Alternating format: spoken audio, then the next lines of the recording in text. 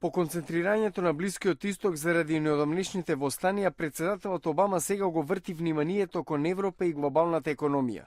Обама ќе започне во Ирска, чија економија некогаш беше нарекувана европски тигар, сега се задушува во долгови.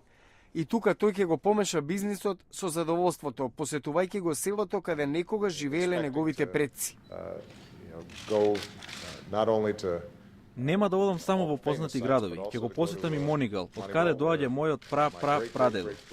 Околу 37 милиони американци се со ирско потекло, а Обама вели дека двете држави имаат тесни врски.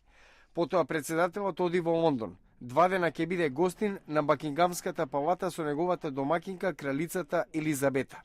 Премиерот Дейвид Камерун ќе го представи председателот во парламентот. Двајцата си имаат сретнато порано.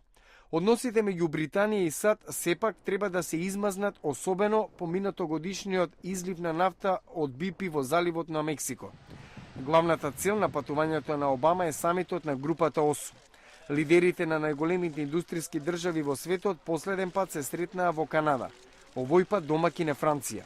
Доменико Ломбарди од институцијата Брукингс во Вашингтон вели: Многу е важно за економијата на Соединетите Американски држави и другите систематски важни економии да функционираат добро. Ломбарди очекува Обама да изврши притисок на европските партнери да усвојат поригорозни фискални политики, особено кон земји во тешки долгови како Грција, Португалија и Ирска.